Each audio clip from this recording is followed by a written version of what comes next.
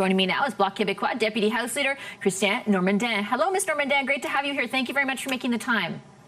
It's a pleasure, Fashi. Thanks for having me.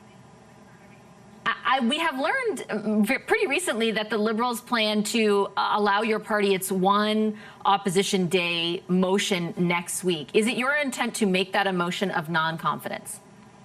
Well, we'll see when we get there, but the way we put it is we give an extra deadline until October 29th. So there would be no point in putting a censure motion that would topple the government before we get to that deadline of October 29th. So, the way we see it is a way maybe we can use to reestablish and work the path towards our demands. And as you mentioned, there's two of them: old age security and supply management. So I guess it's going to be a day by day until we get to the 29th, and we can use our opposition days to make sure that things are rolling in the right direction.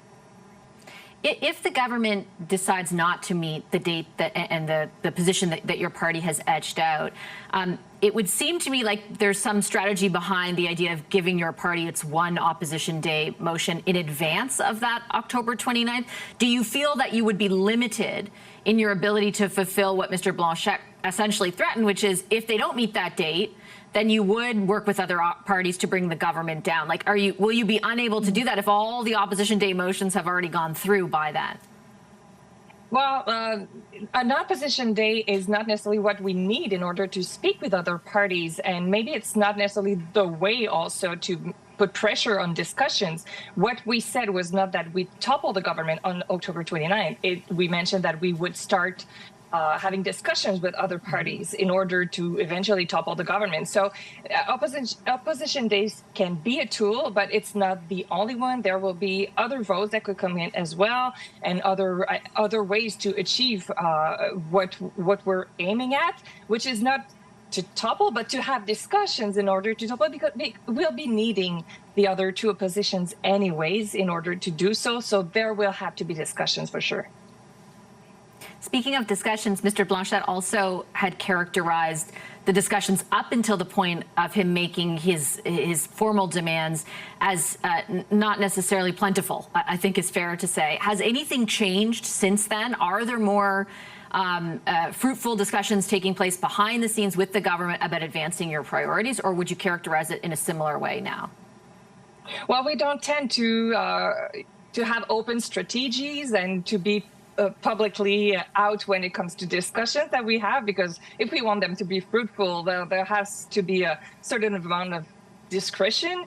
But I think that just laying out our demands and the deadline forces to at least either deny our demands or start the discussion. So that's exactly what we were aiming at. Otherwise, more than that, I don't think it would be fruitful to just lay out in the public everything that's been discussed between parties and between us and the government. Maybe I'll just ask more generally, are there discussions taking place?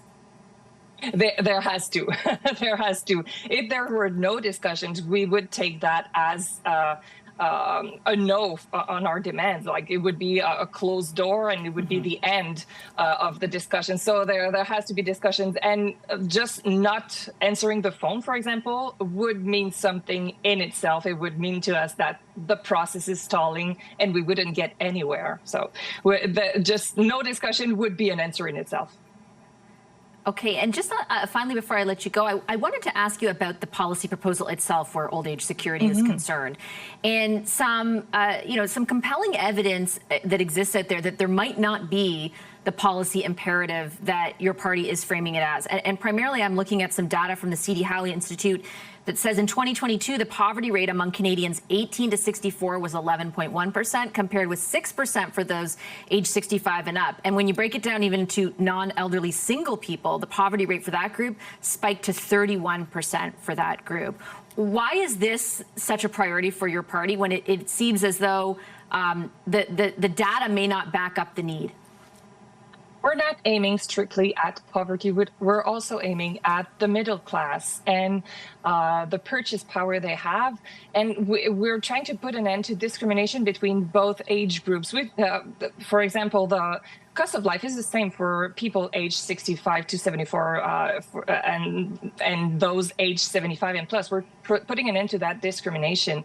And when we look at other numbers, there's 59% of the population aged 75 and more who live with less than $30,000 a year. And when you look at those numbers for people aged 75 to 74, it is 52% of that age group that lives with less than $30,000 a year. So it's these people we're trying to help with regaining purchase power and being able to tackle the cost of life. So it's not only the poorest, and we have measures also that are not necessarily discussed with regards to those who have guaranteed income supplement. There's two measures in our bill, C319.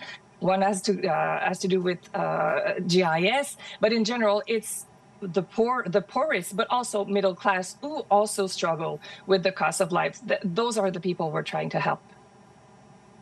Okay, I will leave it on that note. Thank you very much for making time for this. I appreciate it. It's a pleasure.